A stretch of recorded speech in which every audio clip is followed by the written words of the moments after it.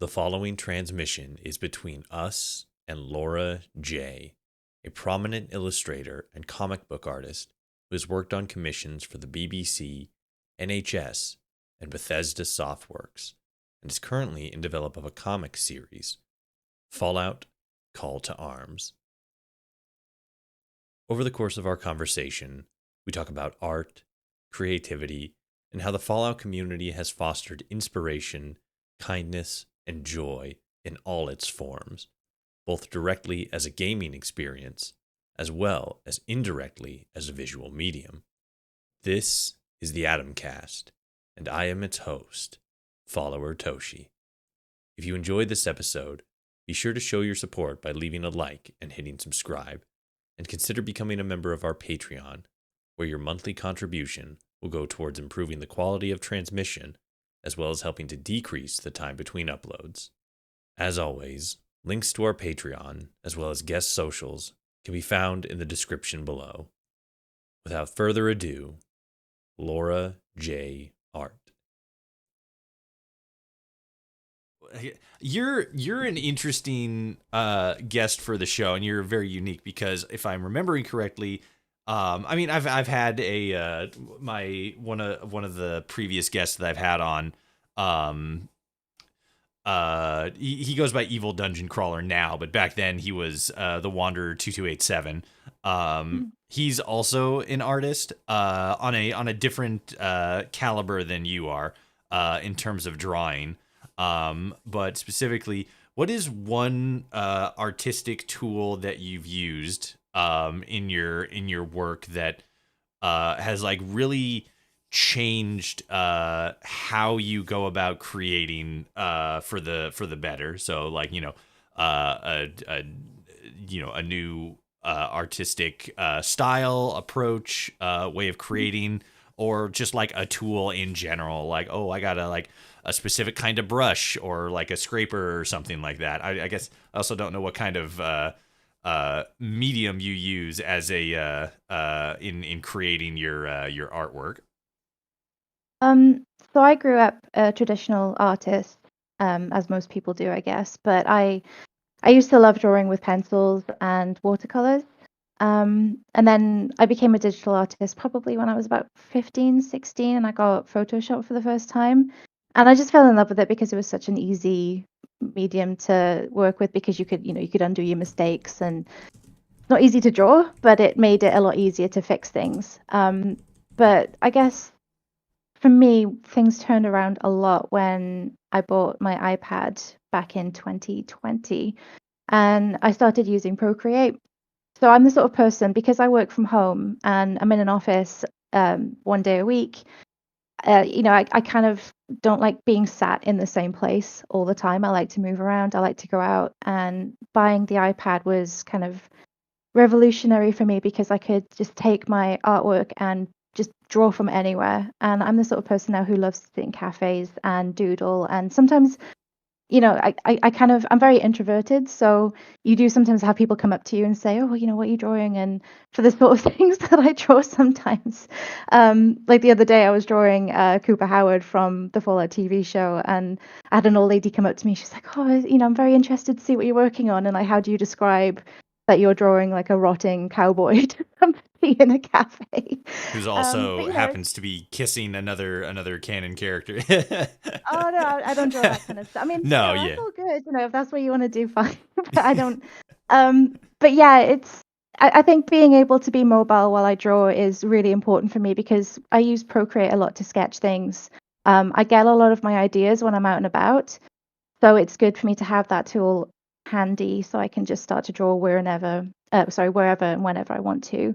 Because I am just sat mainly at my desk at home, 9 to 5, Monday to Friday, doing stuff for the company that I work for. So it's nice to just kind of get out of that environment and be somewhere else. And I think with Procreate especially, it's so user friendly, and there's so many things that you can install into, like loads of brushes you can buy off other artists, and there's so many things that you can do with it, which I'm still learning. There's, especially as things evolve with the iPad and Apple and Procreate start to add new features. It's there's always something new to learn, but it's such a nice, versatile, easy to use program which has made drawing a bit more accessible for me. And then if I want to get more into it and be a bit more, you know, like maybe I'll like sketch something when I'm in a cafe, and then I'll take that sketch home with me, and I'll want to jazz it up a little bit. I can use Procreate for that, but then I'll probably put it into Photoshop and then start to paint over it. So it's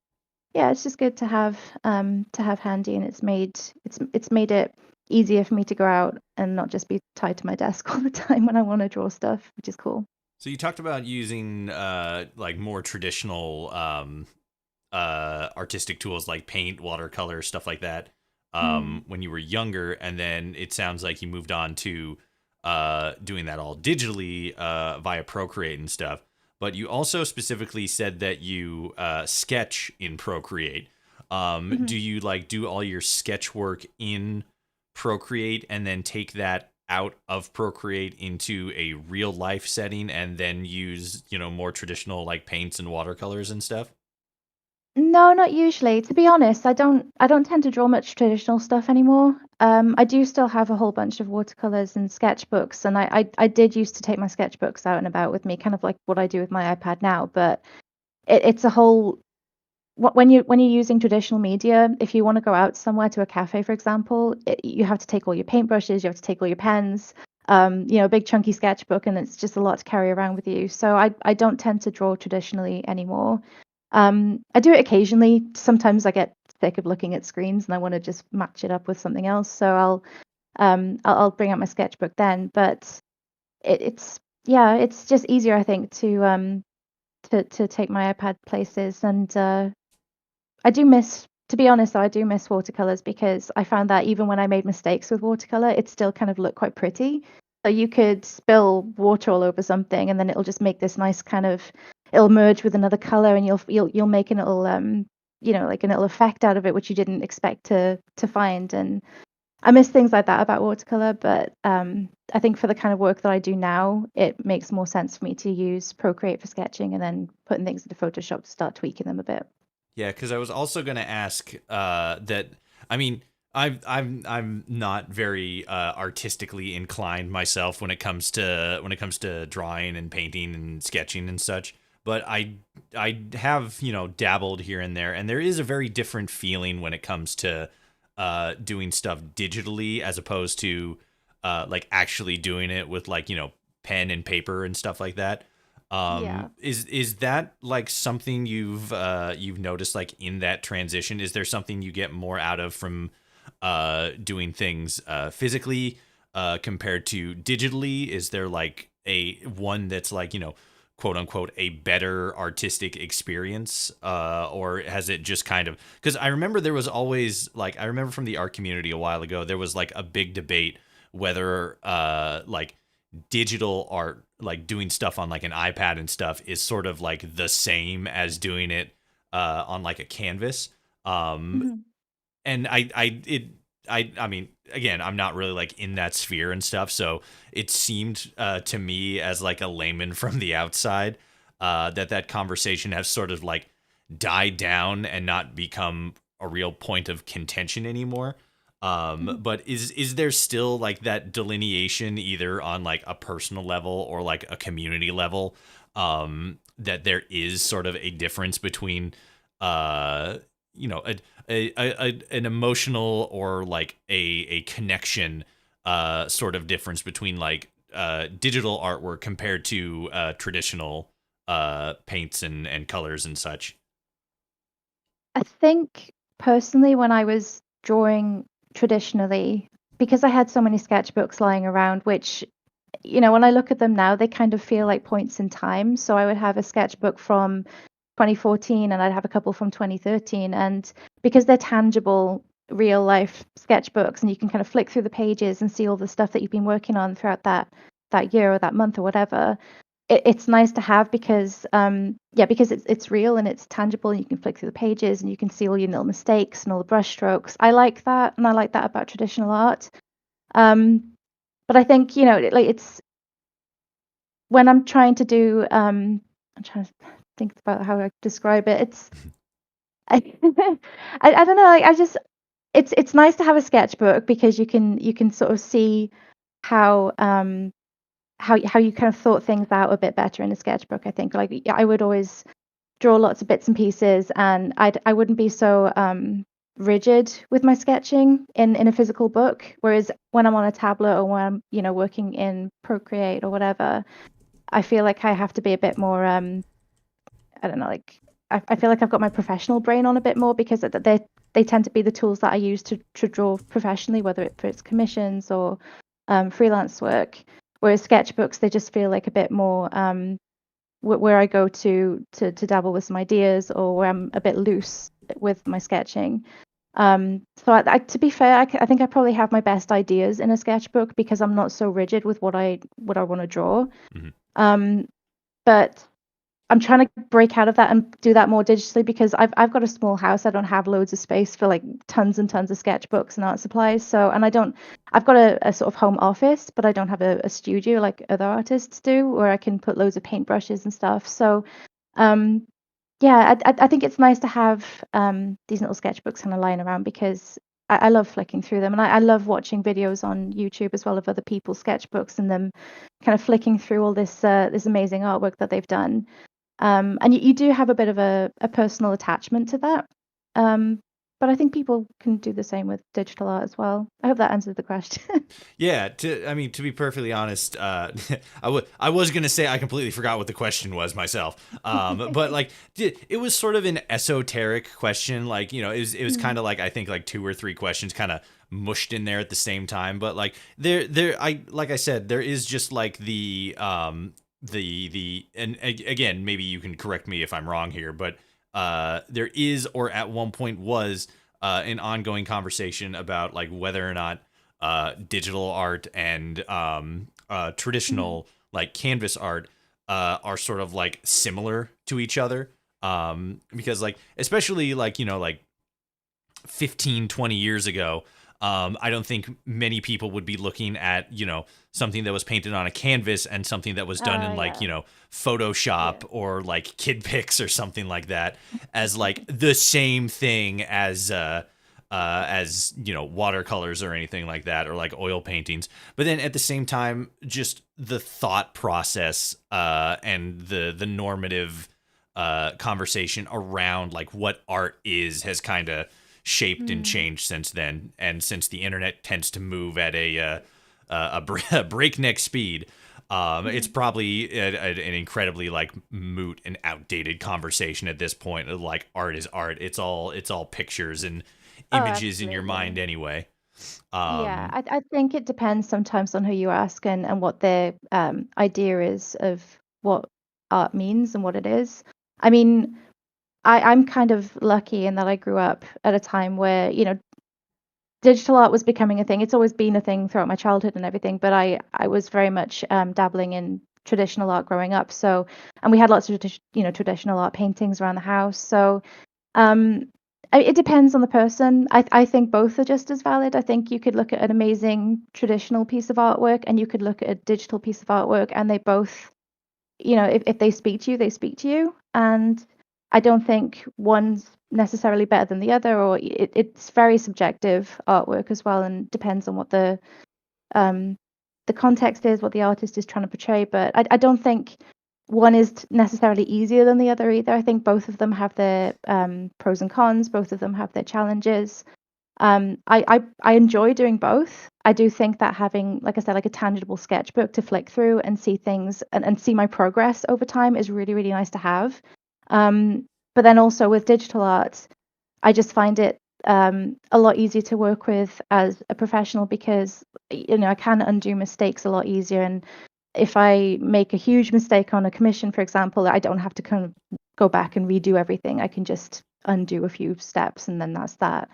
But yeah, I love both. I think both are just as valid as each other, and everyone has their own idea of what art means to them. For me, it's the subject matter, and there's certain styles that I love of artwork. Like I really like the painterly type of style. I love sketchy kind of pieces of art. There's actually an artist that I absolutely adore, called Adam Adamowicz. Unfortunately he passed away, but he's actually one of the concept artists for Fallout 3 and Skyrim. And I was watching a video where he was discussing his artwork, and his room that he had when he was working at Bethesda was just filled with sketches, like, traditional sketches of these backgrounds and these characters and all this kind of stuff that he'd been working on for the game. And every painting and every drawing that he did told a story, and that's what I love about art so much, is that you can tell stories through it. And he would have, he would create a sketch of a character and say, this guy has a backstory, and he would just make it up on the spot and just describe who it was that he was sketching. And I think that is amazing. And that, things like that growing up is what I truly love about artwork. And I think no matter what way you decide to draw, whether it's digital, traditional, whatever, that still doesn't get lost. You can still create stories, and when you're creating characters and painting illustrations or comics, whatever it is you're doing, the fact that it's so human and it comes from you, and it's just such a joy to do, regardless of the medium that you're using. And that's something that you've kind of, I would imagine that's something that you've kind of taken into your own kind of like creative flow, because you do a lot of artwork covering the Fallout series. And so do you, I've a couple of your things are, or maybe not a couple, a decent amount of the stuff that you create that's like Fallout centric is original stuff. Like, it's not related to, I mean, besides like, drawing Cooper Howard and the like, it's a lot of it is like the same sort of process. You're drawing like original characters and like giving them backstories and stuff, or do you like mostly tend to focus on like, I guess it would be like fan art of characters that already exist in the series? Bit of both. I do like to draw fan art of characters from all the games and now the television show as well, because you can kind of put your own spin on it. Which one's your favorite to draw? Which character or which game? Which character? Probably Paladin Dance. He's a pretty handsome individual. And he has sort of like a lot of a lot of backstory that can be explored.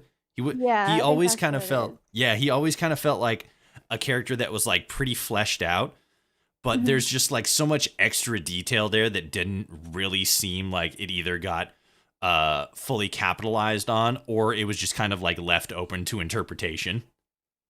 I've actually started to do, well, when I say started to do, it was a while ago now. I did start to develop and design this Fallout comic called Call to Arms, and it was based on that character and his backstory, but more so the period of time between Fallout 3 and Fallout 4. Because there's so much stuff that happens in the games that aren't shown to you directly, and I think when you're an artist, or if you're a writer or any kind of creative, it's nice when you're a fan of something to put your own spin on something that you love. And with drawing characters from the series, whether it's, like I said, the TV show or the games, that there's a lot of things that artists do when they draw their own fan art, that they've got their own style that they stick to. They've got their own take on what that character is or who they are. And I like to see that. I think that's really nice that members of the community have their view of a character or a franchise, and then they express that through fan art or writing, whatever it is. And that's kind of what I was doing with this comic. I mean, first of all, it was a way for me to get better at drawing comics, because I'm not really that familiar with the process of drawing them from scratch. So it was nice for me to use a franchise that I love as a kind of foundation for something that I know I need to get better at. So I need to get better at writing. I need to get better at how things are laid out on a page. It's all stuff that I'm still learning. But when you've got an established franchise that you're kind of leaning on to help you with that process, it means that some of the heavy lifting's already done for you. So I don't need to redesign some of the characters. I can kind of maybe put my spin on them, but those characters already exist, and then I can just think about the layout of the page, or I can think about the way that the story flows, and I'm not too worried about what those characters look like, or how their personalities are, because it's already been established for me. But I love that about fan art, to be honest. I think I love seeing people's interpretations of things. I think that's really interesting. So yeah, I do fan art obviously of the characters that already exist. I do have some, I guess people call them OCs online. Is it original characters? I think that's what it stands for. Yeah, it's Um, original characters. It's usually attached to, like that, as the name suggests, characters that were originally developed separate from, any other established characters, but are based on IPs. mm, One of the one of the really funny things that I just love as like this is a factoid about the internet. Um,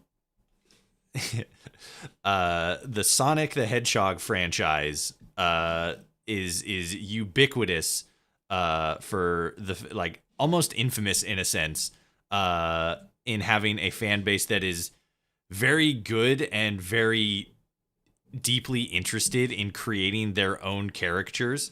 So you can actually go on Google, type in your real or your chosen name, and then follow it up with the hedgehog, and there'll be just pages upon pages of fan art of a character that somebody has created who shares that name and the hedgehog. And I just think that's hilarious and amazing. that is amazing. I mean, I think people get super into these franchises, and it's a good exercise for your imagination when you love something that much that you can, introduce or insert a bit of yourself into that. And I think that's how people kind of take OCs and original characters and they kind of, merge it with an existing franchise because they love that world or that story, whatever it is, so much that I guess when they're creating characters that fit into that, they kind of want a piece of it. They want to be a piece of it. So I don't know. I think that's really cool. And it's a good way to, like I said, kind of explore your imagination and um be a part of it. And I think there's a nice, a lot of these games and these franchises, they've got nice communities around them where you find like-minded people online um who share your interests, and having these original characters kind of, it's nice to kind of share that with that community. But yeah, I love, any franchise that does that kind of stuff. I think that's really cool, and I think that should be encouraged and celebrated with people. So you mentioned earlier that you're actually working on a comic series. You said it's Fallout Arms. Call to arms. Call to Arms. Okay, I missed that. Sorry. So it's Fallout Call to Arms, and it's I guess it would be a fanfic of Paladin Dance, and it's the events between like what he was getting up to between Fallout 3 and Fallout 4. So it's more based around just the Brotherhood in general.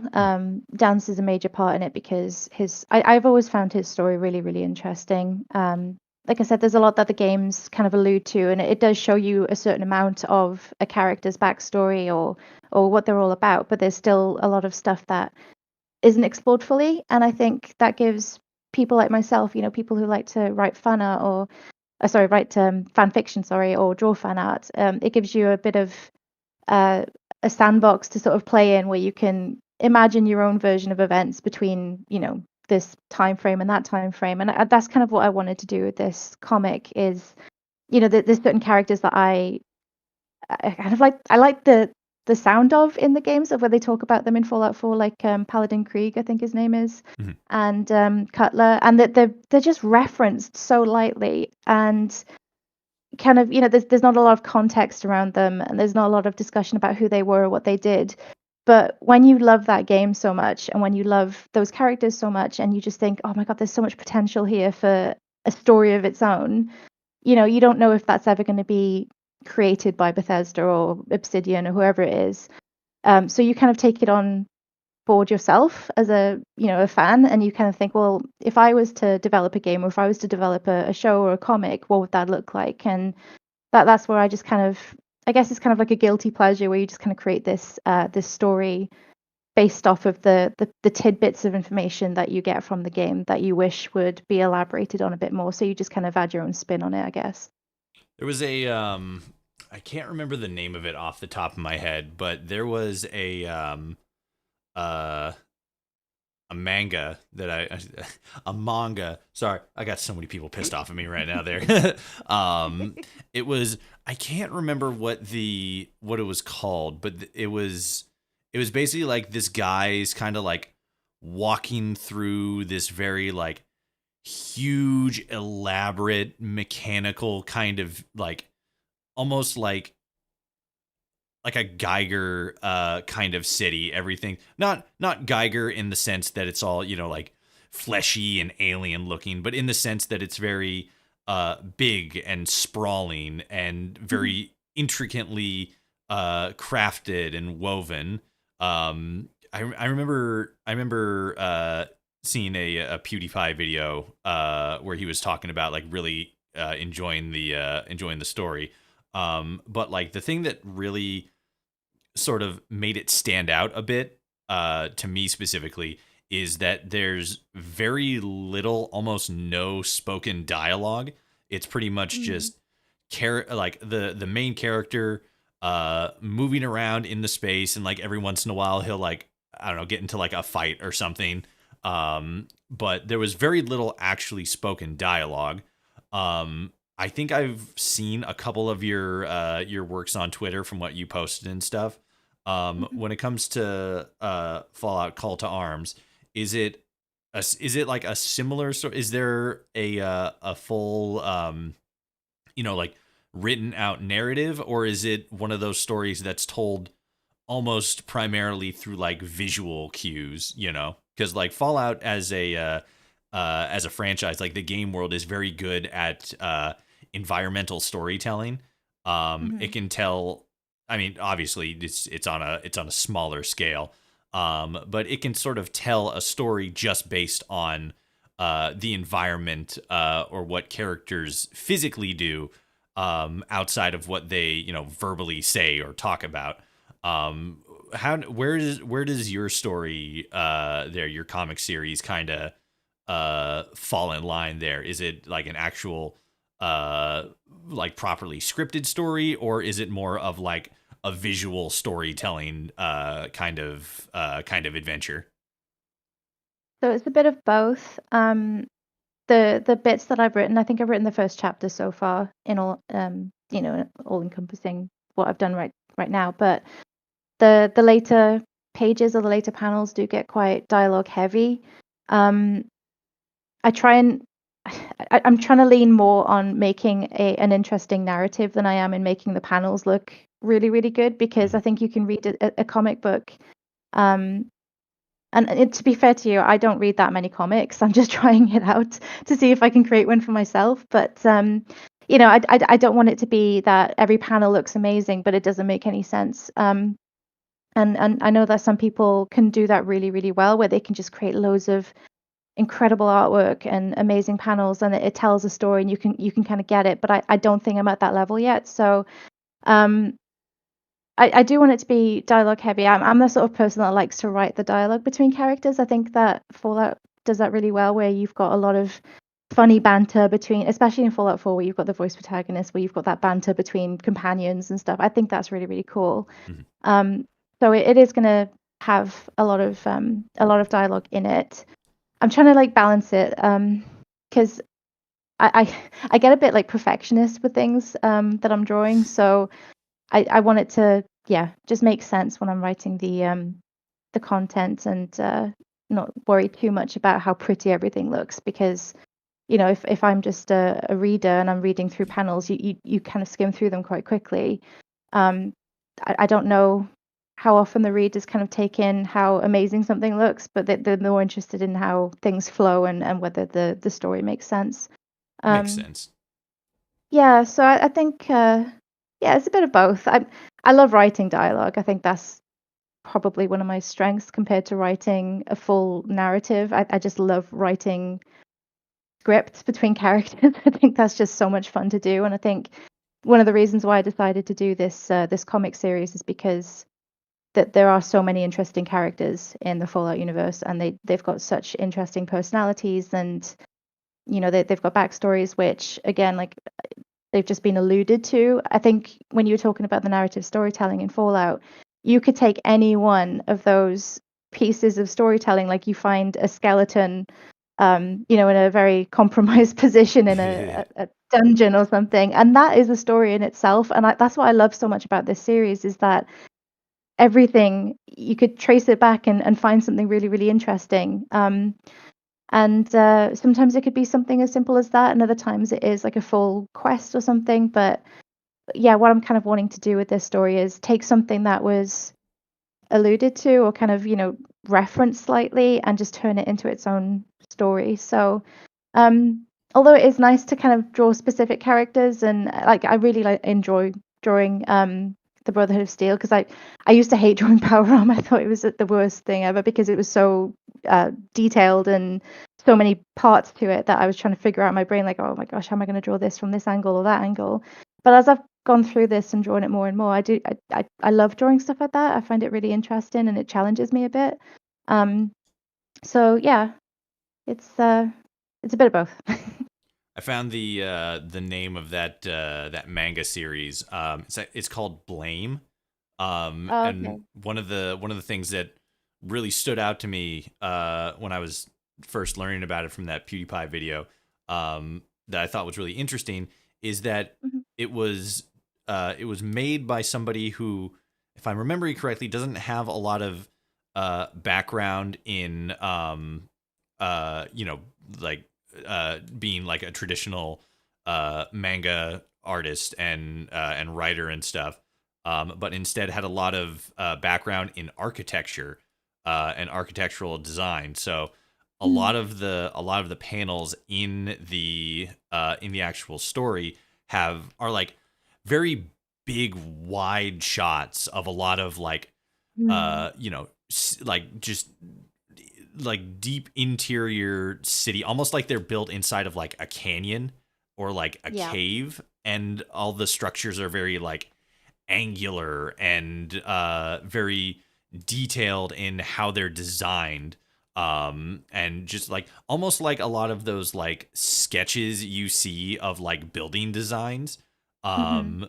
And it was really interesting because it focused so much on the exterior of the world, as opposed to just like the characters that are in the world, almost as if the world Yeah. itself was its own character. And in a sense, that's almost kind of how it feels Fallout is sometimes, where like the world of Fallout itself is its own character. The wasteland is its own character. Oh Um, yeah. is environmental storytelling something? I mean, specifically when it comes to like, the vast scope of the wasteland, is that something that you sort of like take into account when you're writing for this comic, or is it mostly just like the interpersonal dialogue between characters? Uh, to be honest, I'd probably say the latter, just because I've got more experience with that kind of a thing as an artist. Mhm. So I love the interactions between characters, and that's kind of what draws me to creating artwork, is the characters themselves.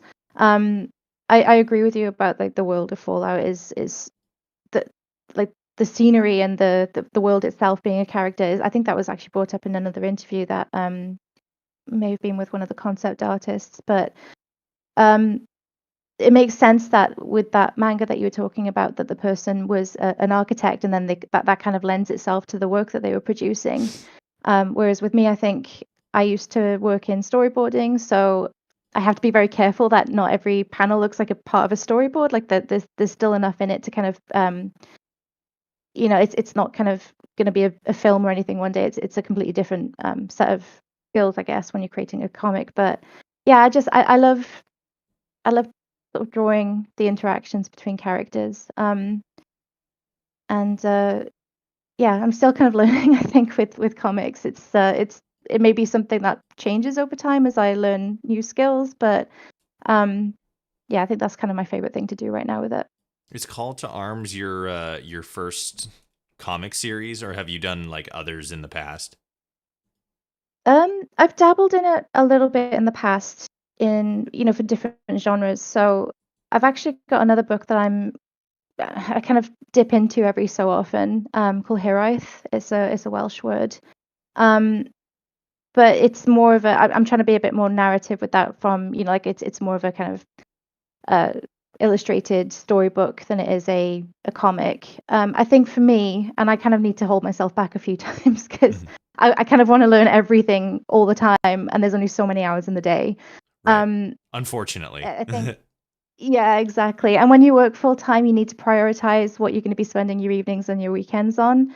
Um, so I kind of like dabbling in it, but I have over many years been working on other books. So I first started out, I think it was back in 2013. I came up with this story just called Kindle and the Wizard, and that was a very kind of fantasy sort of young author, not young author, sorry, a young adult kind of book, which was more of a storybook with supporting illustration. Hiraeth is something that I'm working on as well right now, which is again supporting illustration, but mostly a book.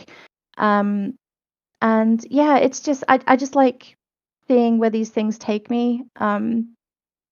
It probably could be a bit more structured than it is, and I should probably prioritize which one I want to work on at any given time. But yeah, it's I don't know. I just find it fun. Like whatever I think is fun, I'll do. I wouldn't do something if I didn't enjoy it.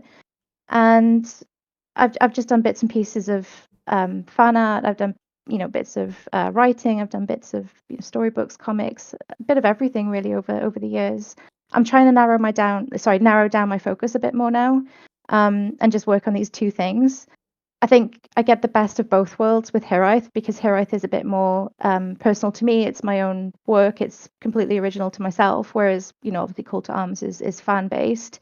But Call to Arms serves a purpose for me because it gives me the opportunity to learn how to draw comics without having to worry about the heavy lifting with developing a world or developing characters because they already exist. Whereas Hiraeth is from scratch, completely my own brainchild. So, and that kind of has a different place in my heart, I guess, because it's more personal, whereas Call to Arms is it's kind of like a fun thing for me to do, and I'm hoping that other people enjoy it as well because I know that there's a lot of Fallout fans out there, and it's my contribution to the community, I suppose, because I one of the things that I love about creating fan art is other people enjoying what I do.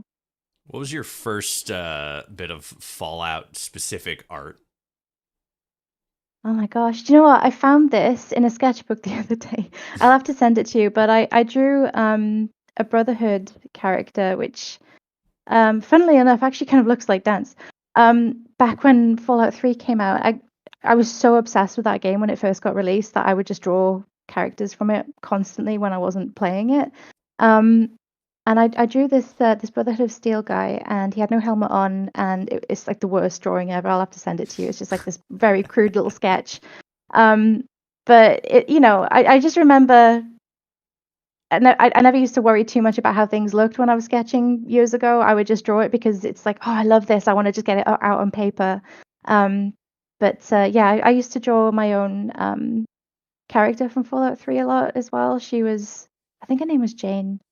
And because in my head, it's like Jane was me going on adventures in this world, so I would always draw her on paper. Your self-insert in the story, yeah. Yeah.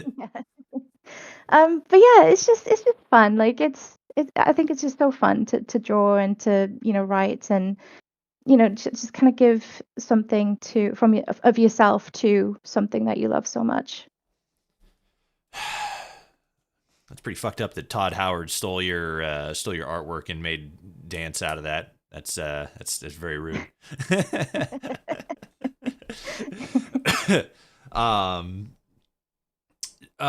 So you obviously have done a lot of Fallout centric art. Has that always sort of been like how do I phrase it? Has Fallout been like the specific medium that you've taken artistic inspiration from, or is there like another property or another storytelling medium that was kind of like maybe not your first, maybe not your most influential, but was kind of like where you more or less drew a lot of your early inspiration from? So when I was probably about 7 or 8 years old, my parents went to Greece, and they brought back, and I think it was around the time that Hercules, Disney's Hercules came out. Mhm. They brought back an art book for the concept art of Hercules, and I was obsessed with it. I don't know, I can't remember the guy's name who was one of the lead character designers on that, but he drew on big pieces of paper, and he used his entire arm to draw these sketches. And I remember trying to emulate what he did. I love the sketchiness of his drawings, and even when he painted over them, you could still sort of see the lines underneath, and the way that he worked out shapes to create these characters. I think who is it, Megara in Hercules, Meg? Mhm. Her body shape is kind of like a vase, like a sort of Greek vase, and he would use that as inspiration to design these characters, and I just found that so fascinating. So I used to draw a lot of stuff from books, specifically concept art books, because I just loved the thought that went into character design or the design of a background, specifically characters. Everything or most things in animation and art has a purpose, or it's that nothing is an accident for the most part. I mean, there's so many different variations of a design that get put out there before they settle on a final one. So I would draw things like that for a bit, and then I think probably when Spyro the Dragon came out, I don't know what it was about that game, but it just completely blew me away, and I think that got me even more hyped to draw, because I just found it also interesting, and like the colors and the environments and the dragon designs and all that kind of stuff. I just absolutely loved it as a kid. And when I was at school, my first year at high school, I used to go to the computer room, and I had a little floppy disk. This is how old I am. I had a little floppy disk, and I would go on the computer and I would just download sketches from I can't remember his name now. What was his name? Carlos, and I can't remember his surname. I probably can't pronounce it anyway, but um, yeah, sorry. And I would find his artwork online, and I would just put it all on this floppy disk, take it home, and then I'd print it out, and I would try and redraw like how they drew, so I could see that they used shapes to develop a character's body, and the body shapes, and how all these like there's this like silhouette that comes from it all, and it's very iconic to that character. And I would just always try and recreate that. And I just, over time, I would just learn how other people drew, mostly through video games, to be honest, because I always used to love cartoons and television shows and movies and stuff, but with video games, because it was interactive, I felt like a bit more of a connection to it. Mhm. And Spyro the Dragon for me was one of those first video games that was like, oh my gosh, probably because it was open world compared to some of the other games that were available at the time, like Crash Bandicoot and stuff. Yeah, they were more like level based as opposed to Spyro, which was a bit more like open stage based as opposed to Mhm. like a linear thing. Yeah, exactly. And I just like I wanted to know everything that I could about how these worlds were designed and developed, and I just did so much research about it when I was younger. Um, and then yeah, I just over time you take what you learn, and then you apply that to some of your own work. And yeah, I think there's a lot of different influences in the artwork that I create now. I think when we got the internet at home, that's when I could then see how other people drew and what other people were creating. And especially when I went to college and university as well, when I was completely surrounded by people who drew all the time. Up until then in high school, you got people who were interested in all sorts of different things, but it was a bit more, like you were a bit more kind of funneled into your type of people in college. So you were completely surrounded by artists all the time, and it sort of hyped me up even more. Um, but yeah, Spyro the Dragon, I think it was probably like a key moment where I was like, oh, I love drawing, I love creating worlds and stuff. It wasn't something that was like actively on my mind at the time when we first started talking, but like just you mentioning it, I'm like, oh yeah, you're definitely the kind of person who was like big into Spyro back in the day. You are 100% a Spyro gal. Oh yeah. I love Um, Spyro. it was a fun series. Me and my sister both were way into it when we were younger. It's in that it was one of those like unique mediums that was like how do I describe it? It was that like fantasy-esque kind of setting that Mm. was like directed for children, but it wasn't one of those like fantasy children's mediums that kind of feels like it's like overly pandering to kids, you know? Yeah, It felt yeah. like it had a little bit of an edge to it, I mean, to be fair, was definitely by way of it being a video game. Um, but yeah, it was a good series. And then it got weird for a little bit. Um, but then the HD versions of the original game came out, and all was forgiven. Oh, they were uh, so good. I was obsessed with the Reignited trilogy. Like the amount of work and thought that they put into that to really, I would say it's kind of like fan service, but at the same time, they did things that they didn't have to do, but they did them anyway because they thought it would be really, really nice, like redesign all the dragons from scratch, yeah, and then give them an edge to the, like they kind of. they gave them more personality. Yeah, that's exactly what I was trying to think, like say. But they were like, the artisans dragons were all artists, and then you've got the peacekeepers who are like the protectors of the realm or whatever, and they really leaned into that a bit more in the Reignited trilogy. And Nicholas Cole, who's one of the concept artists for that series, oh my God, his work is some of my favorite work ever, and he works, I think, primarily in Procreate. So um I've gone on one of his courses.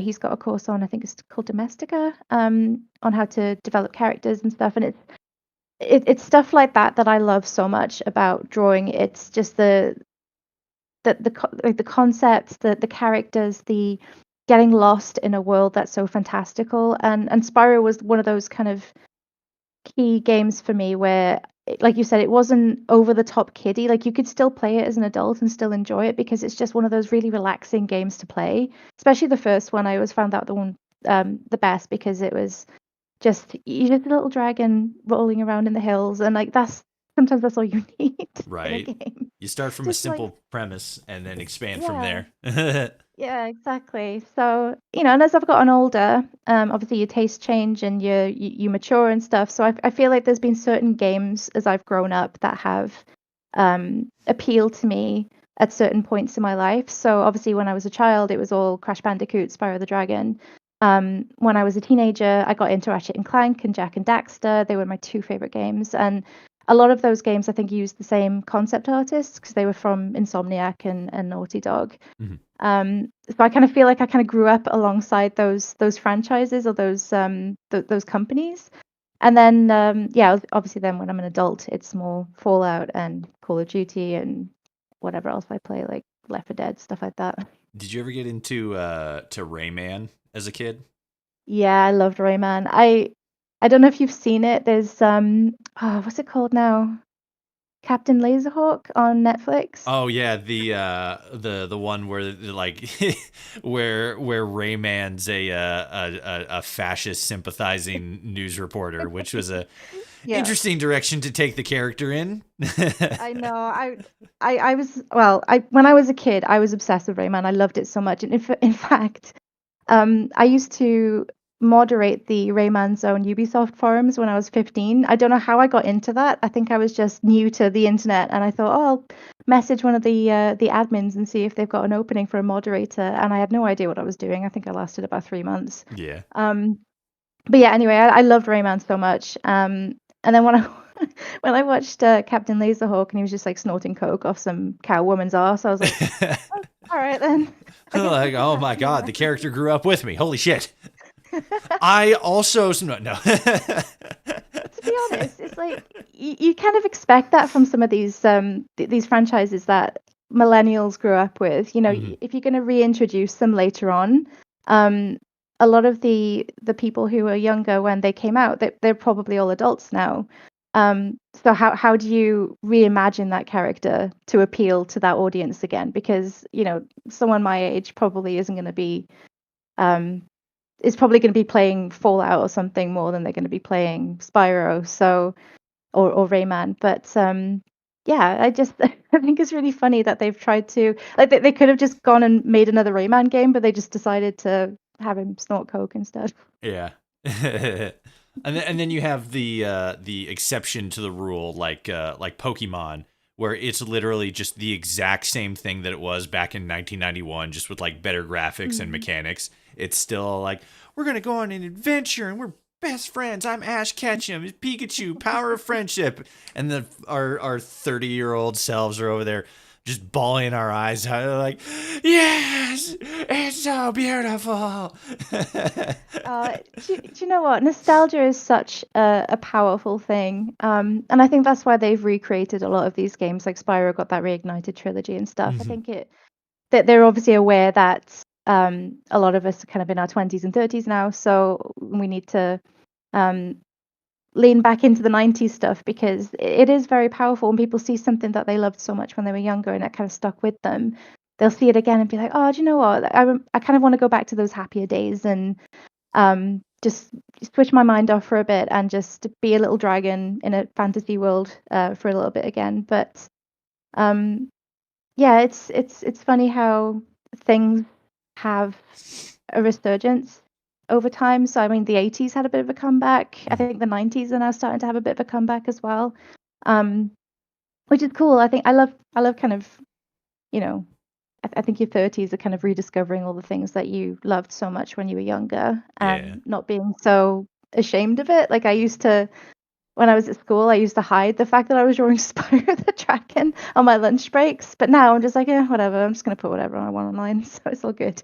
It's that meme where like somebody's like a huge fan of Pokemon when they're in like grade school and like, oh, I don't want to get picked on it for it, so they kind of like hide it, and then they get into college and like everybody's like outwardly like a Yeah, Pokemon trainer, and you're like, what the exactly. fuck?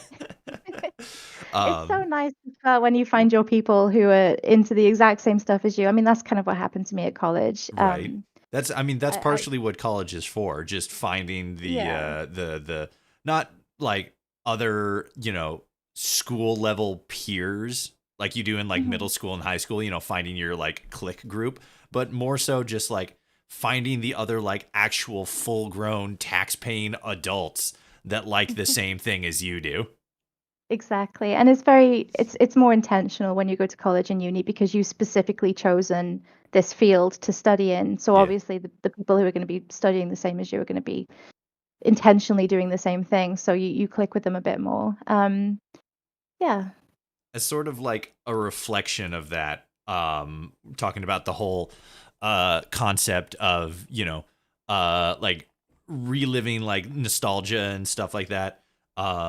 Let's flip it to the other side of the coin there, and Mhm. look at like the newer stuff that is either meant to be sort of also playing off that nostalgia, like a lot of the newer stuff, the Spyro Reignited trilogy, or fucking Rayman pandering to fascists.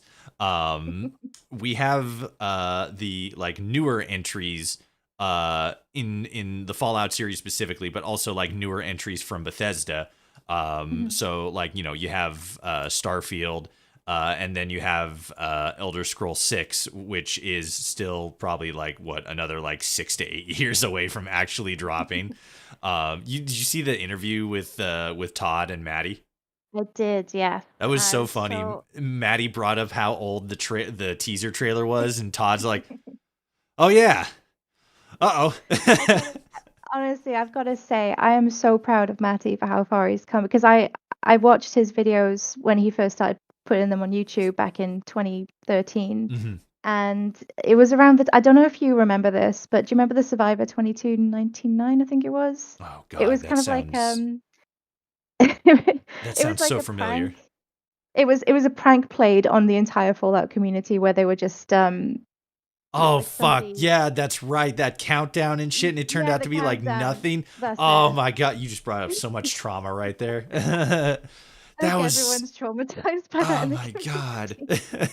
But I Matt, because I've been seeing Tunnel mm, Snake post on like Twitter a couple times mm, like she's like responding to something that's like, post an image that'll trigger the fan base, and she'll post like a countdown thing that I'm looking at it, I'm like, why does that seem familiar? What is that? And then you just brought all that back, because it was just like, oh, like this you've is when. mentally blocked it out. Yeah, because it was literally just like 6 months of like, this is when Fallout 4 Hmm. is gonna be announced, and then it turned out to be literally nothing.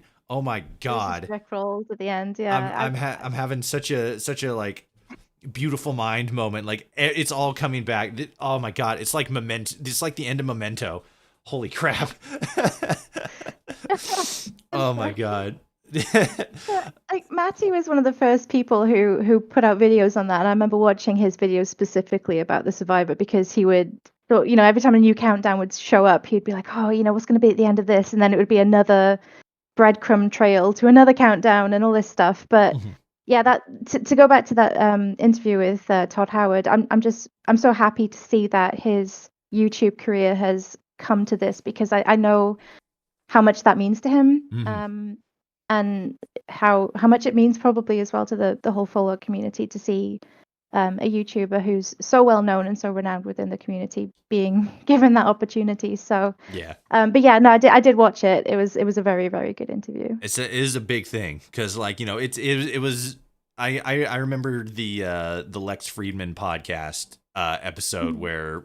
where Todd was on, and that was kind of a big deal in and of itself, because I don't know if it definitely wasn't like, the first interview that Todd Howard has ever done. It's not like he's shut up in Bethesda HQ just constantly like cranking night and day working on new content and stuff. And this is the Willy Wonka once every like 17 years that he actually steps out into the sunlight to grace us tiny insignificant limited lifespan humans with the majesty that is his brilliance to sit down on a podcast to talk about stuff. But I remember the Lex Friedman thing was like kind of a big deal, partially because of how like in depth it was, and like Mhm. just how long they were actually like talking. Yeah. And so like when he was on with Maddie, that it was kind of the same thing, but like on the like community level, where Yeah. he's like he's not he's not down with the academics like Lex, where they're talking on sort of like that deeper level. He's down even further down with us, the fans, actually talking so in depth about Mm. just like the process, and speaking candidly about making certain mistakes, like with the launch of Fallout Yeah. 76, and some of the stuff that can be that is still coming to like Starfield and stuff like that, and having a getting a little bit stun locked there with remembering just how long ago the Elder Scrolls 6 teaser was. But to the original point, when it comes to like the newer stuff like Fallout 76, Starfield, whatever Elder Scrolls 6 is going to be, which I think the prevailing the like current theory as this is going to be it's going to take place in Redfall. Where do you sit on a lot of on a lot of that, like the newer stuff, like Starfield and Fallout 76, especially 76, because it's had it's like come such a long way from when it originally Mm. dropped, right? We're getting close to like 6 years since it originally came out. Mhm. Where has that come? Where's your mindset with like Fallout 76 and Starfield, and like what are you like expecting from Elder Scrolls 6? So I've played a bit of Starfield. I really enjoyed it. I'm not really a sci-fi fan as much as I am a sort of post-apocalyptic fantasy fan. Mhm. so I'm more drawn to Elder Scrolls and Fallout for that reason. Um, the fact that these are, the sandbox games where you can go wherever, you can do whatever you want. I've always loved that about Bethesda games. 76, I'm still kind of playing. I do play that more than Starfield or the Elder Scrolls, but just because I'm more of a Fallout fan than those other two. Obviously. But like honestly, Fallout 76 itself has come, like you said, such a long way from where it was first released. When it was released, I enjoyed it. I think the bugs prevented me from spending as much time in it as I would have liked, but a lot of that's been ironed out now. So I can spend hours and hours in that game and not feel the passage of time. And I think that's when I know that I'm really into something, is when you can just kind of feel the world around you melt away. Mm-hmm. So I'm going to carry on playing with that. I've not played it as much. To be honest, this is the same for any game, to be fair, because I do work full time, and then the free time that I do have. I mean, I've done a lot of traveling this year. I potentially over the next few months, I'm going to be spending more time doing my artwork, like my comic and my book. It's like I kind of need to balance out how I spend that free time. So 76 kind of gets priority there over the other games. But I love what they're doing with it, and the fact that they're getting so many creators within the community involved and on board with it as well, I think is really, really good. I know that they've done some work with companies within the UK to develop some of the game. There's a lot of modders who have gotten work at Bethesda, which I think is amazing, just from their work on other Bethesda titles. And Fallout I London just definitely got yeah, that was a big draw. exactly. And I think I do love those games. I would love to spend more time in them. I think when I first got into Fallout, I felt like I had all the time in the world. But now I have to kind of dedicate my time to other things. Um, I think Elder Scrolls is I love it. Skyrim I played so much of. I was obsessed with Skyrim. It's more of a chill out game for me, Skyrim. If it's like if I want to completely shut off and just feel relaxed, I'll play it. Whereas Fallout's a bit more full on. But I'm looking forward to the Elder Scrolls 6, and I probably at some point would like to get back into Starfield. I don't think I played enough of it to, you know, express exactly how I feel about it yet. But from what I did play, I thought it was really good, and that the artwork and the graphics was stunning. So yeah, we'll see how it goes. But 76, I can't get over how far that's come. Mm-hmm. With the DLC and all the extra add-ons, and it's so fun to play. And I've got a group of friends that I play with every so often, and everyone everyone in that game is just so friendly. So what I think probably what Bethesda was expecting as well when they first released that game was everybody would just turn on each other and start shooting each other up in the game and stuff. But it's gone completely the opposite, where people are just giving you things all the time. And if they see that you're a bit low on fusion cores or ammo and stuff, they'll come along and they'll help you out. And I'm the sort of person who I chew through fusion cores like nothing. Like I'm always in power armor playing that game, so there's always a friend nearby who's like, oh, I've got a million of these, do you want some more of them? So I do like that community aspect of it as well. So although I do prefer to play single player games, I think 76 is one of those few games that I like to play online, just because everyone in it is just so lovely, and I've met some really, really great people through it as well. It's so funny because I remember when just before Fallout 76 came out, not just before, but like a little bit before, me and a small group of friends played a lot of Rust back in the day, which is, I mean, you have you played Rust before? I've heard of it. I've not played it though. Basically what it is it's also a semi-open world game. The basic concept is you wake up naked on an island, and you basically just start gathering resources, chopping down trees with rocks to make into, tools, to mine rocks, to chop down other trees, build a base, stuff like that. And then like explore the island and like, get better and better materials. You'll find like, guns, armor, stuff like that. because you're not the only one on the island. Other people can also spawn onto the island as well. And, there'll be a competition for resources and territory and this, that, and the other thing. It's also a game that has currently, it's ongoing, a very long lifespan. And when I say long, I mean, like, I think it originally started in like 2013. So it's like a long ongoing thing. Yeah. And it's been getting like updates here and there. Every like couple months they'll drop like an update video, like this is what we're doing with like, the texture. This is an update where we made the animals look a little bit more realistic.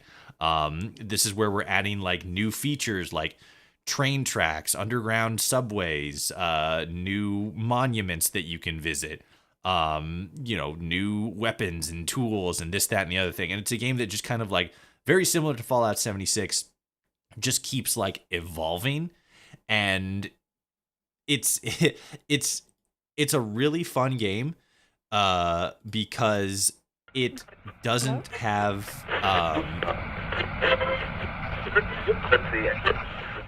Okay, and we're back. I had a small internet issue there, it disconnected and everything. But the point is, Rust is a game that's been around for a very long time.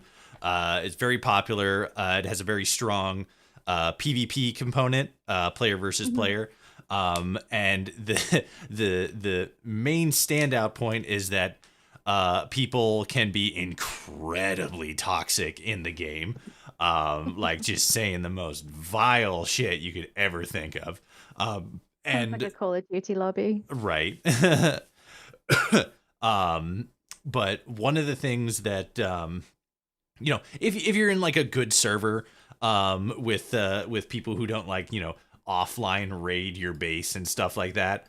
It can be pretty fun. It's a fun world to run around in. But one of the things that I was kind of expecting from Fallout 76 is to sort of follow in sort of a similar path where it's, big open world, you got stuff to do, you gather resources, use that to make camps, this, that, and the other thing. It's got survival elements, to basically be very similar to Rust, but with a basic RPG system, which we got out of the perk cards and stuff. And so when it actually dropped, it kind of was that, because PvP was just like always on, so anybody could kill anybody and stuff like that. But either as a design feature or as a design flaw, PvP wasn't really the most interesting or engaging thing in the game. I think there were a couple of instances where it was actually like broken, because it operated in a very weird, maybe not weird fashion, but there were like really like specific rules for how to actually engage somebody in PvP in like the early game. Yeah.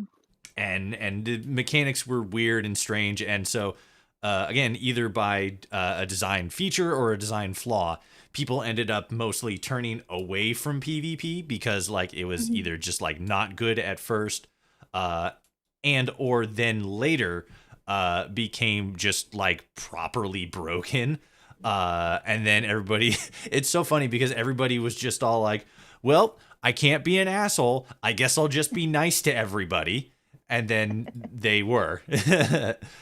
I think for 76, it kind of works in its favor if everyone works together anyway, because if you've got tons and tons of resources that you've been hoarding and you can see a new level player starting out and they've got nothing and they've got to, go and kill this big beast or something or start a solo quest, then it makes sense that they would go to someone else for help and resources and see if people can share that. Because, I mean, the amount of times where my friends have helped me with, like I said, like fusion cores or ammo and stuff, where I've just been completely screwed over by a battle that I've just been in and I don't have anything left and I still need to go and do this quest. It's so nice to know that people have your back in that game. But I can't remember, to be honest, it's been such a long time. I can't remember what happened with PvP. I think, wasn't it that bounty system that was put on people's heads? So if you got into a fight with someone, then it just meant that everyone on the map would hunt you down for a reward or something. So like in the early days, Mm. the way that it worked is PvP was on, so you'd kill anybody at any time if you were strong enough to do it. And then, as you said, a bounty would be placed on you, and you would be always visible on the map. Which That's it. one of the early things that people were concerned about is like, well, if you can always see all the other players on the map and stuff, how do you utilize like the sneak mechanics and stuff? Because you Yeah. crouch and you can go into sneak mode. How does that work? And Bethesda's answer to that was, well, simple. When you go into crouch mode and you're like hidden, you just aren't visible on the map. Mhm. And the wanted system changed that up to where even if somebody was like somebody's wanted, and even if they were in crouch mode, they would still show up on the map. So ideally their bounty would get high enough because they stole enough of this or killed enough players or something like that. Mhm. Then an enterprising player in the server would actually like go after that person and hunt them down for their bounty, Mhm. which I think is a really cool mechanic. I think that's really neat, and I think it's really interesting. Yeah. But it probably wasn't implemented very well, and didn't really synergize with a lot of the other things that they tried to do in the game. So like that system's still in place. It's still a thing, but the way that you engage and earn that wanted level, at least through killing other players, has changed up a lot. Yeah. The oh geez, what is it? Um, it's not the camps. It's like the static locations that you can like build places in. Is it Oh, the yeah, yeah. outposts? I think so. I think, yeah, like the junkyard in outside is it Morgantown, I think. Morgantown, yeah. Yeah, and then like the ammo factory in the divide and stuff. um I can't, I think it's outpost, I can't remember. But though if somebody already has one of those locations, it's basically a free fire zone. Somebody else enters into the area that's not like a member of your team, you can just like start blasting, you just like take him out. And so that kind of became just like the PvP zones where Yeah. somebody claims the outpost, and then it's just like free for all. Like people can come in and they can shoot at you, you can shoot at them. There's no like little handshake thing. Everywhere else, it abides by the handshake rule. So Mhm. one of you shoots the other, and then in order to actually engage in PvP, the other person has to shoot back, and then it's unlocked and the handshake is completed, and you can whoever kills the other first wins, and then I guess wins gets the bounty. And then so Mhm. how much of a win that is. This um, is really making me miss playing 76 now. I I know, really want to get right? back into it. So like that's how it worked originally, and that's how it's working now. And I think that's just so interesting, the way that like Fallout 76 just kind of accidentally into being one of, if not the most positive and supporting gaming community on the internet. Yeah, and I think that spills over to social media as well. I've met so many people through 76, and specifically artists as well, from the Fallout community, who are just doing absolutely incredible things. And I know we were talking about this a bit before, but like the Fallout for Hope and all the charity streams that have been going on. It's just so I don't see that to this extent with any other franchise. And it's just so brilliant to see that so many people have been brought together by this game. And I think, it's been a bit of a I guess people have the concept, people think that games are kind of like a solitary experience, and for me, it's the complete opposite. I think I've met so many people through playing games and through getting involved in these communities. And I think that's why I love Fallout so much, because there's just so many people out there who, now that we have the internet and we can communicate with people a lot easier than we could before, um, share that love and share that community. And I think on socials, you kind of build something. You build that community from these games, and it's great to see. And I think 76 specifically, because it's online, probably, it has drawn people together, and it's just been incredible.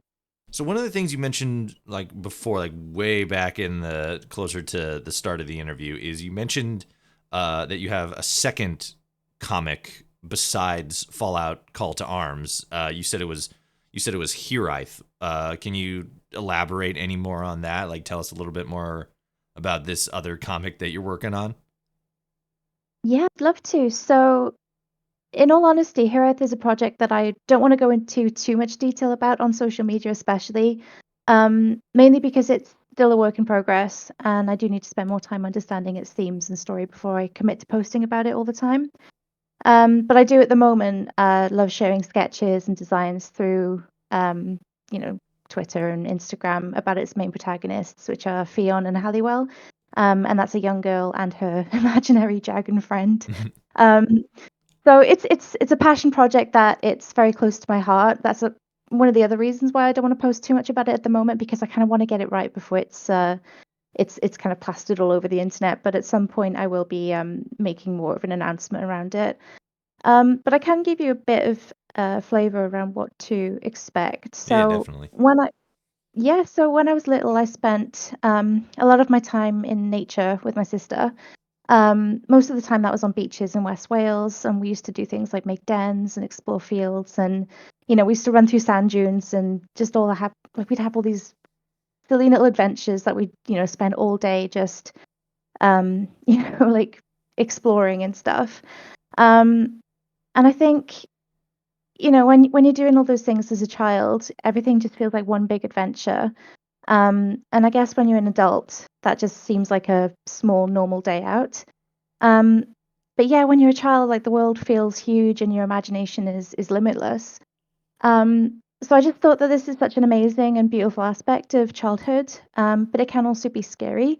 Because when I was little, I'd make up stories and express them through writing and art to help process difficult times and emotions. And I think a lot of people do that.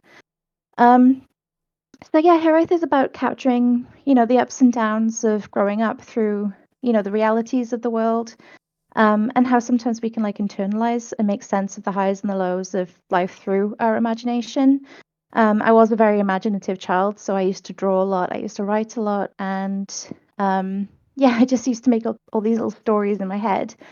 So I did have a very active imagination, and I don't want to lose that as I get older. I think a lot of people do kind of lose that about themselves.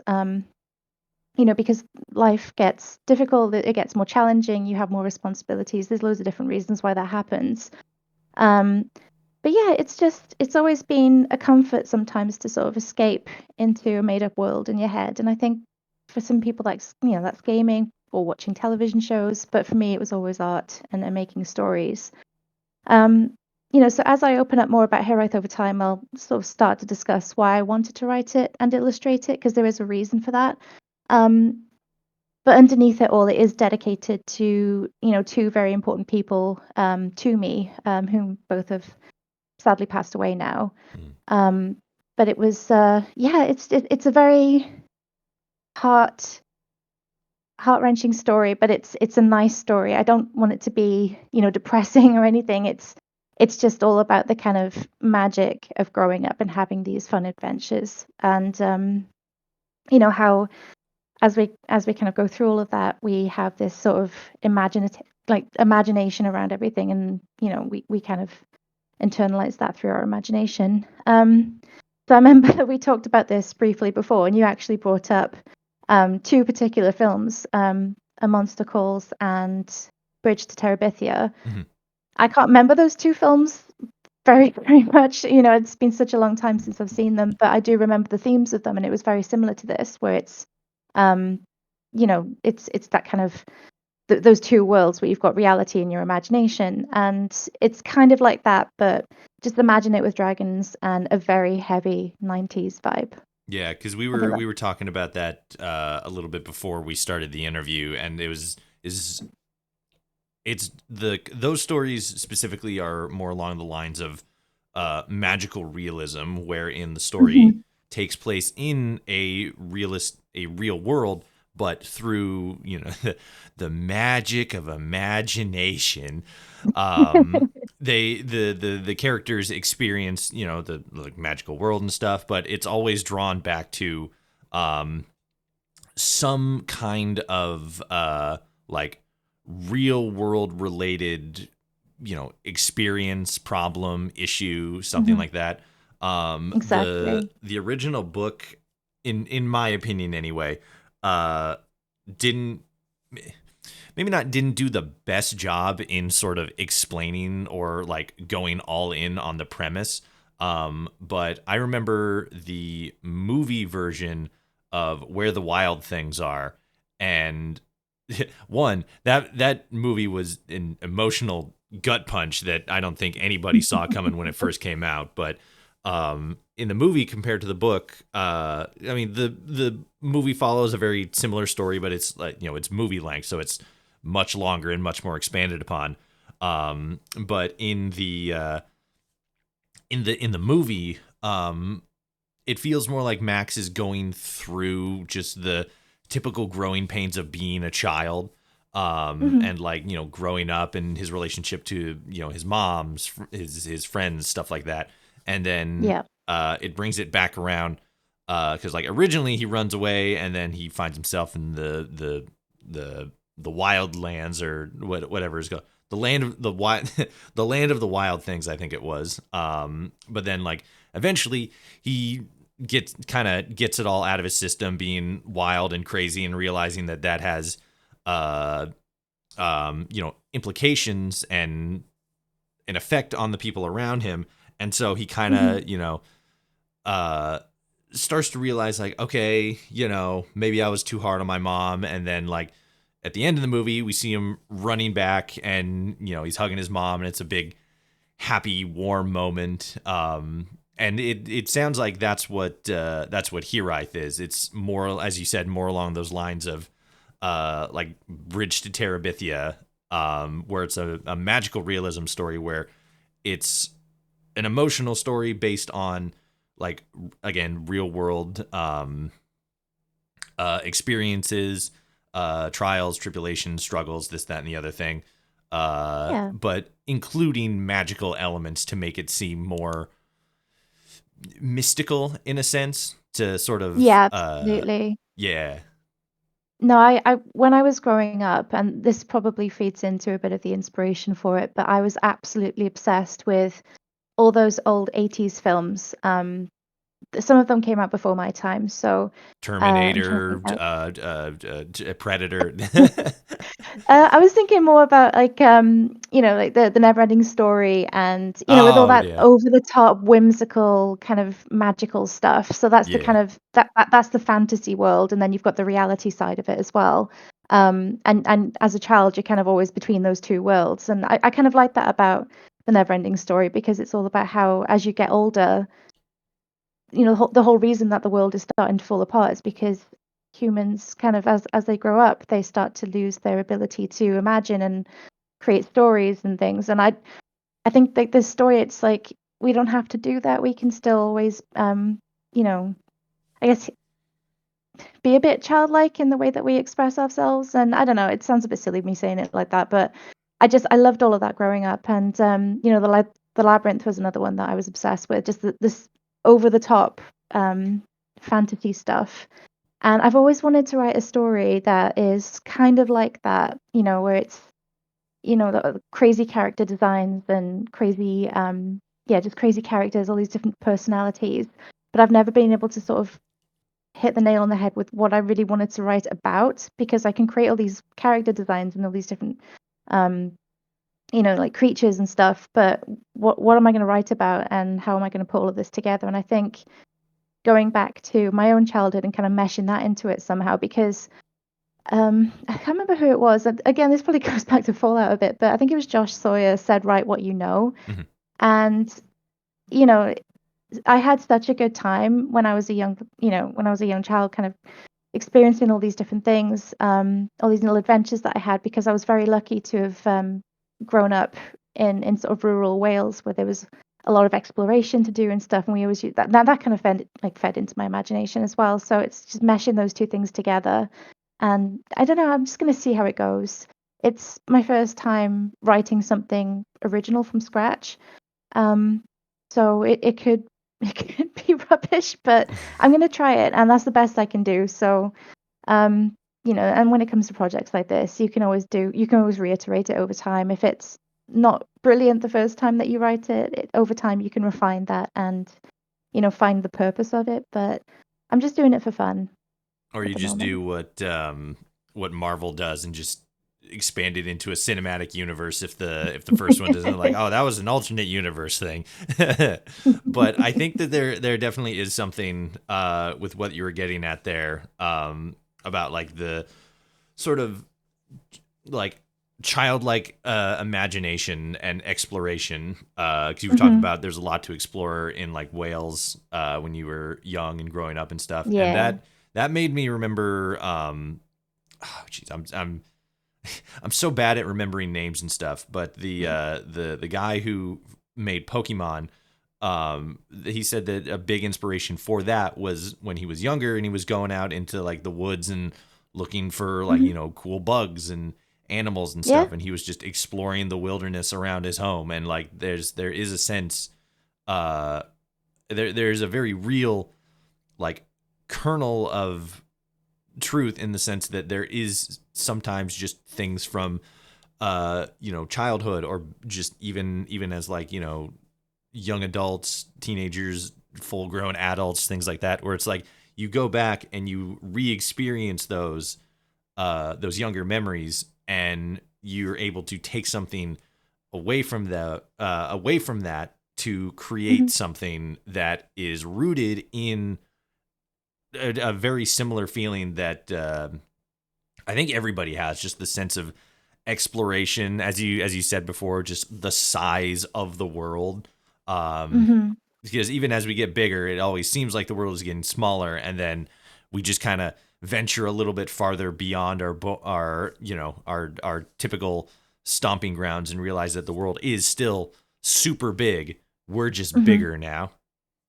Absolutely. And I think a big pulling thing for me with this is that I'm probably a bit biased because I grew up in the 90s, but I absolutely adore the 90s, like the aesthetic of it. I've been doing a lot of research into the different 90s aesthetics, and I keep mispronouncing this, but it's like Aero Frutiger, is it, or something? Huh? Anyway, but you'll have to Google it. I can't remember if that's how you pronounce it exactly, but Wh- it's there's all these different like 90s aesthetics that I want to kind of pull into the design of this, but I am very biased What because I is do. what is the word again? I'm gonna try and find it. Bear with me a sec. Yeah. Is it Aero fruit? Aero Frutiger? That might Arrow. be more. Oh, Frutiger Aero. It's an aesthetic from around the 90s to the start of the 2000s. I might have mispronounced it, but it's a tech aesthetic. So a little bit after the 90s actually, but I remember it starting to pop Oh up. yeah, yeah. I'm 99, looking it that up kind on of my thing. computer here. Yeah, it's very Hmm. like you. A good example of it would be the like rolling green hill of like Windows Vista. Hmm. Um, Yeah, that's it. yeah, that's like looking at some of the examples of it. It's kind of hard to quantify. It's very like nature focused. The Hmm. images I'm seeing here, I'll throw a picture up on screen here so you guys are seeing the same thing. There's like the rolling green hill, the Windows Vista. Several of these are just Windows backgrounds. All of them, I think, actually. Oh yeah, that's the Windows Vista one. But they're very like not like neon bright, but they're very bright. They're very vibrant colors. They have some sort of natural, some sort of naturism to them. One of them is just grass or pictures of leaves with the sunlight streaming through it. And yeah, it looks like it's a very uh, uh, vibrant aesthetic. Lots of greens, lots of blues. That's really cool. Mhm. I like that. I didn't know about that, but like looking at it now, it's like, yep. Like immediately 90s. Exactly. I just kind of I find it also bizarre, and I think the 90s is a good time, especially for tech when it came to experimentation with different designs. And I really liked all of the I don't know if I don't know when this actually started, but you know when everything had like a see-through colored plastic, so you know you Oh had yeah. those IMAX with the see-through colors, and you know you got Tamagotchis that were kind of see-through and stuff. But Hmm. I don't know. I want to try and you know integrate all these different 90s aesthetics into this story in a way that makes sense. But yeah, that's why there's like a very 90s heavy vibe to That's it really because cool. that's I just think when I grew up. So that's what I grew up with, really. I think especially visually that's going to look really interesting because I mean, admittedly I don't like deep dive into like graphic novels and stuff like that, but I can't think of many other like comic series or graphic novels that incorporate that specific style. Um Hmm. because I think a big part of it is the 80s is still just so huge and so nostalgic for like Hmm. so many people that it's one of those things where like the 80s kind of still sort of like overshadows the 90s stuff, but I think uh more and like the farther and farther we get away from those decades, the more, and especially for people like us who grew up in the 90s, that sort of nostalgia is going to kick in harder and harder, and Hmm. we're going to see most likely the same sort of nostalgia and explosion when it comes to uh, nostalgic centered art and visual representation for the 80s or for the 90s as we did with the 80s and like the late 70s and the like. No, exactly. The 80s definitely had a massive comeback recently, and you know when we've got shows like Stranger Things Mm-hmm. popping up, and including the music. I mean, I've always loved the music, the sort of synthwave style. And I'm waiting for the 90s now to pop up at some point because I guess everyone who grew up in the 90s, we're all adults now, and it's probably yeah. I think nostalgia comes around again at some point because it, you know, as millennials, we just grow older and then we start to revisit some of the things that we loved so much growing up. So yeah, I'm Yeah. looking forward to writing and sharing more about it. I think with this particular story, I'm thinking of starting maybe not a Kickstarter, maybe like a Patreon or something, so I can share things a bit more uh, professionally with it. I think when it comes to fan stuff, I'm happy for that to just be out there and everyone to enjoy at any time because it's not my IP. But with this one in particular, I think it would be nice to either get it published one day or, you know, I know that's a bit of a lofty expectation to have, but I do want to put my whole heart into this because it's something that's been on my mind for a very long time. And hopefully I'll have something more solid and you know, like kind of finalized to show you at some point. But yeah, I'm excited about it.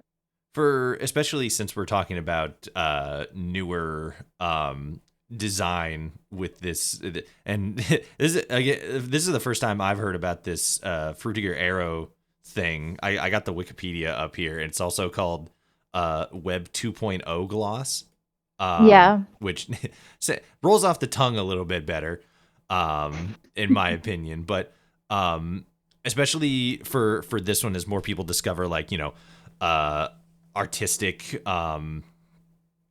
styles, representation, and especially since you mentioned earlier about people just like do what you love when you're trying to be creative. That's something that I Hmm. get all the time. Like people ask me like, hey, like like I have this idea for a YouTube channel, or like I kind of want to get into YouTube but I don't know where to start. And like it's a very similar, I always have a very similar response to that, and it's like do what you love, do what you like doing, because like there's a lot of situations where people get into it and it's very clear that maybe they don't like or don't love what they're doing, but it's very clear it's not like a passion for them. Hmm. For those kind of people who are trying to uh get into that sort of like I guess, jump into the flow state where they can create something that, you know, they're passionate about and make, you know, make something of it. Or just like people who have never like actually taken that first step and want to get into it. What kind of advice, what advice do you give to those kind of people that come to you like, hey, I like your stuff. How do I get into, you know, doing things like this?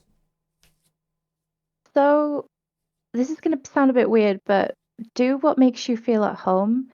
That this story and even Fallout, you know, with the comic that I've been doing for that, it's something that I have a lot of passion for, and I wouldn't do anything that requires this amount of work if I wasn't interested in it. So if it makes me get out of bed in the morning, it's something that I'm interested in researching about, and I love to sit down and you know, fully immerse myself in a project.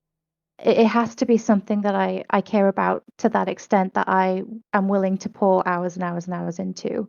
Um, there's certain things with, you know, with Fallout, like there's certain themes in it that I think that are really interesting, and that kind of, you know, sparks my passion for creativity. With Hiraeth, there's things that I can trace back to, you know, exciting and fun times in my childhood, you know, people that I remember and have a lot of love for.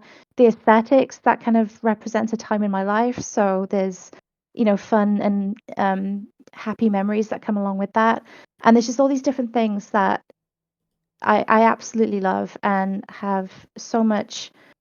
I get so much inspiration from those different things. So you know, if it's not something that you are willing to spend a lot of time curating, then it's not going to work because a lot of us, you know, we have to work full-time jobs or part-time jobs just to keep a roof over our heads. And if you're going to be doing something creative on the side, it has to be something that you love and that you care about.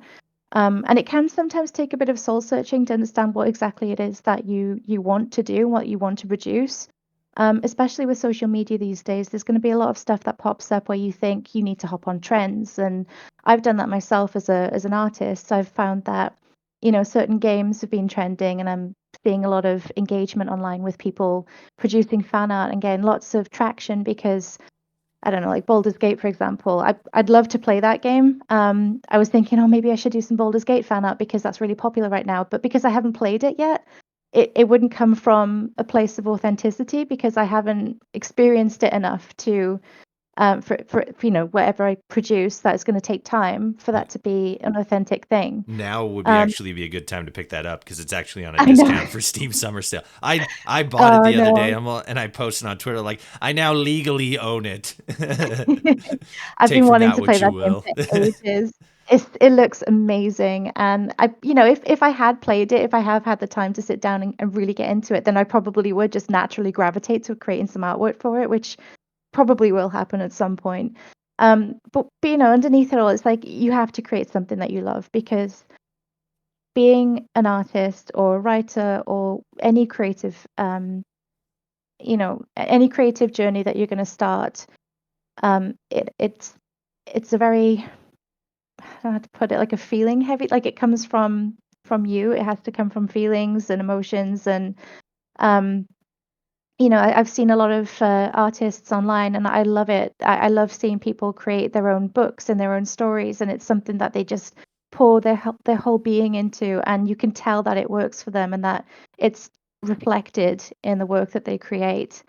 And I love that for artists. I think it's great. And yeah, just I know this is a bit of a long-winded way of saying it, but just do what you love because there's only one of you, and you've got your own experiences, your own interests, your own things that inspire you and motivate you. And when you can pour that into something creative, people get a glimpse into who you are.